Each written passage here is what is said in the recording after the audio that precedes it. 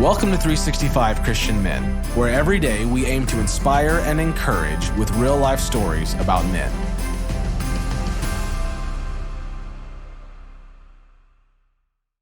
December 18th, Chris Maxwell. Chris is a longtime pastor, 5 years with youth and 19 as a lead pastor. For the last 14 years, he has been campus pastor and director of spiritual life at Emmanuel College. He speaks in churches, conventions, and schools, and has written 9 books. On this date, in 2014, Chris appeared on Faith Talk Atlanta and told his story. It's a story that reveals why his accomplishments are so amazing. Listen to this. The setbacks that you have in your life may be the message that you live. Be bold. 20 years ago, Chris Maxwell was at the top of his game, happy and healthy, physically and mentally. He enjoyed coaching youth league basketball and pastoring in sunny Orlando, Florida. A scholar, Chris had complete books of the Bible memorized, and he remembered the name of every person that he met. But in March of 1996, Chris got sick. He had high temperatures, headaches, and stomach pain so bad that he passed out. When his speech stopped making sense, his family rushed him to the hospital. Something was wrong. Chris said, "The doctors didn't think I would live." The diagnosis was shocking: herpes simplex encephalitis. The neurologist said an MRI of Chris's brain looked like Swiss cheese. It was severely scarred, and his left temporal lobe was permanently damaged. Epileptic seizures followed, and though they were eventually controlled with medication, Chris suffered a lot. After his discharge from the hospital, he had to have extensive rehabilitation, including 3 daily visits from a nurse and speech therapy that made him feel like a child. For 6 months, he wasn't allowed to drive.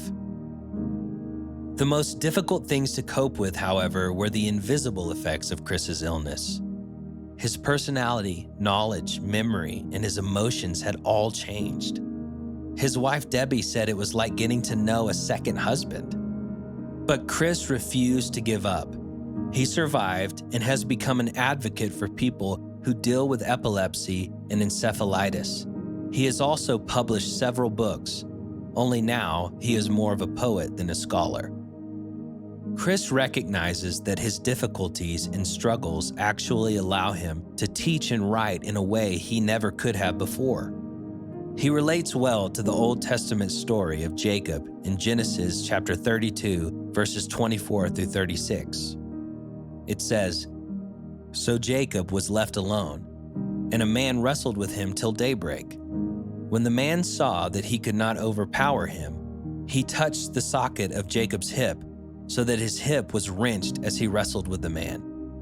Then the man said, 'Let me go, for it is daybreak.'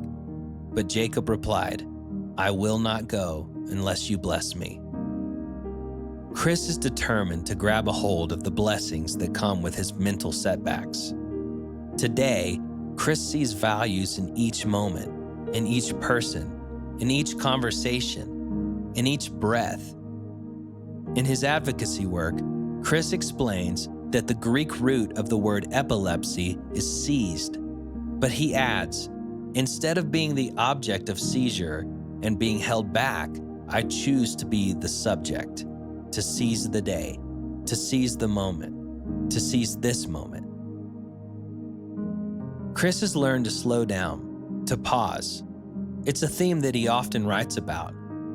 He said, "Instead of doing more to impress God, how can we find him in the now?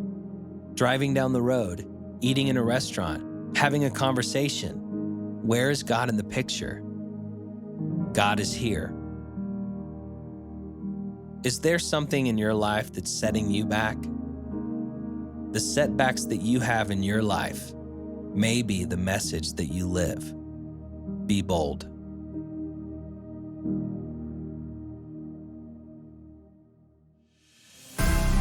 Thank you for listening to today's story. Every day of the year, our hope is to inspire you with real-life stories of faithful men who have gone before us. Hebrews 12:1 says, "Therefore, since we are surrounded by so great a cloud of witnesses, let us lay aside every weight and the sin that so easily ensnares us. Let us run with endurance the race that is set before us." Join us tomorrow for another story at 365christianmen.com.